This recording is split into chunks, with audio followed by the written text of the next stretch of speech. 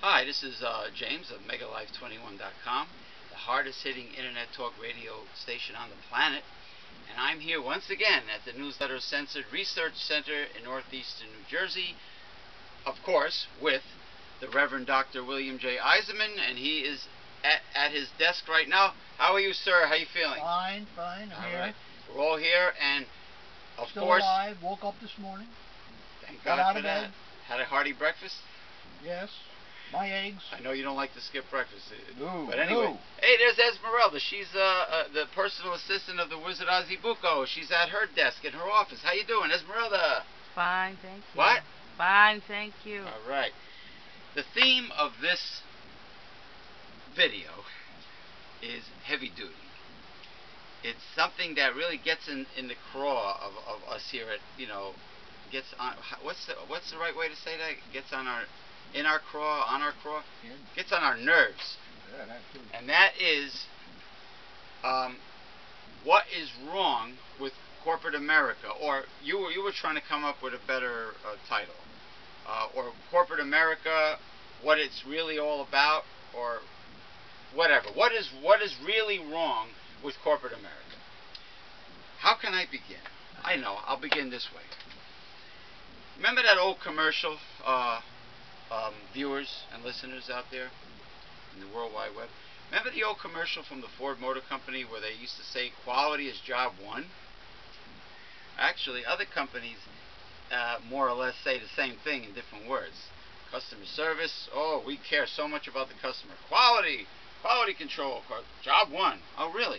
If it was job one, then the U.S. auto industry would not be going out of business as we speak right now. Right now, as I speak. Things would be a lot different. They wouldn't be getting their asses kicked by the foreign auto companies.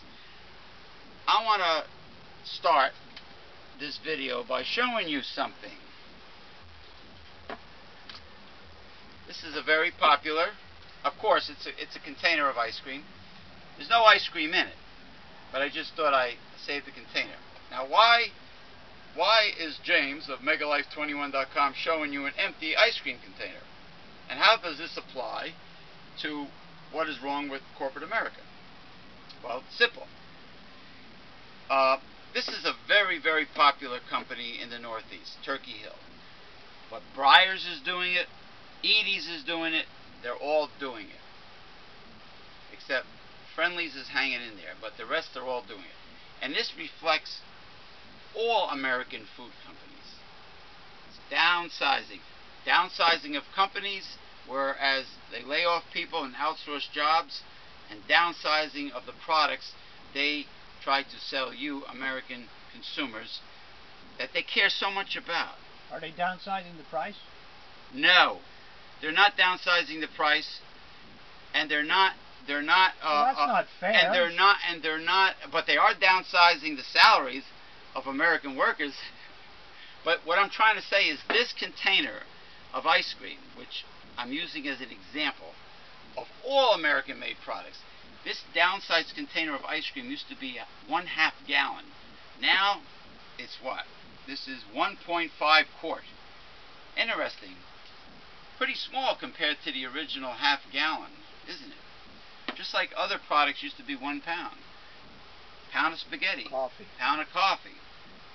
Pound of flour. Pound this, pound that.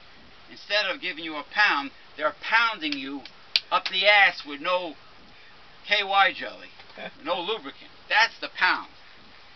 This is your quality is job one. We care about the customer. In my opinion, or in the opinion of MegaLife21.com and Newsletter Censored, they have nothing but contempt for the customer. They don't care about you. This is insane. This ice cream, I mean, I love ice cream. It's when it comes to junk food, it's my one weakness. But now you have low fat and sugar-free ice cream. But that's not the point. The point is, how much more are they going to downsize? Is this going to eventually become like the downsized yogurt container? It used to be 8 ounces of yogurt, now it's 6 ounces. Is it going to be a shot glass of ice cream? Where does it end, Reverend Bill? I have no idea. But they, they certainly like your money. They have no contempt for your money. No. Because they're charging the same. They just like to downsize the product they sell you and downsize your salary if you happen to work for one of those companies. Well, you see, this is in fact, this is going to enter into my next article, I believe, for the newsletter. This is that dependency thing. Right. And you'll see your right-wingers. It's okay to be dependent upon a business, but it's not okay to be dependent upon your government. Right. But why should you be dependent on anybody? Where's this freedom that we're supposed to be so protective of in this country? At one time, Americans owned their jobs. Owned their land. Families owned their land, and they worked farms, family farms. But you own the land and the house. And they may have been. Here's your property. Yes. Here's your house. Just like George Washington, Andrew Jackson, these people were considered money poor, but they had land. Yeah, unfortunately they had slaves, and they said all men are created equal, which is, that's another talk show. But I'm saying, this is your house. Today, in the past, you own your house and the land it rested on. Now you only own your house, because if you want to do something with your land, like let your grass grow real high or have a really high stockade fence, or paint your house pink, you can't. You have to go through the town. You get fined if you don't comply with the town. Or if you don't pay your property taxes, your inflated property taxes, to support the salaries of all those sleazy former lawyer career politicians that are ripping you off in your local borough, then they take your house away, right? But it's your house. American dream, owning your own home. Funny how this all works. Well, actually, in free market capitalism, we don't own anything. No. Because the government even can come in with eminent domain, yeah, and give you a price for your house, usually fair market, and that's it. Get off the land. Yeah, but anyway, getting back Nothing is forever. Getting back to corporate America, they lie in commercials. They lie constantly. They mislead you. Under neoconservatives, like in the past 8 years with G.W. Bush, they don't believe in regulation of any kind. Deregulation of companies. Companies could cheat, lie, blatantly steal. They can mislead you about products, and then if you happen to buy it, they blame it on, oh, you didn't do your research, or let the buyer beware, or oops, that's, they just want to increase their profit margin. That's what somebody told me. They just want to increase their profit margin. Yeah. Well, how about the people want to increase their profit margin? Why is that not okay? Yeah. Like hard work, getting an honest day's pay equal or higher than the high cost of living, and owning your own work and getting decent money for your work. No, well, what they'll do in that case is they'll say, well, unions are the problem. Oh, neoconservatives always love to blame unions. Yeah. My uncle says that. my neoconservative uncle says that. Yeah, unions are the problem. Yeah. Unions want too much. They want a living wage. They want a decent living. They want to share in the prosperity of this country.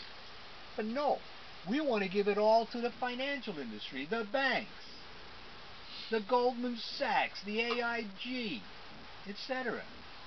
Even right now, with all this stimulus money going to these banks. Welfare? Welfare for the wealthy.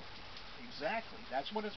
Now, if you want to stimulate the aggregate economy, that requires that the money must be given to the people, the consumers. Right. See? So how is that stimulating this economy right now by giving all this money to these banks? No. What they're hoping to do is giving all that money to the banks and everything is going to allow them to give you credit. Well, we're in this problem because we got too much credit. Exactly. We're going to get back to you.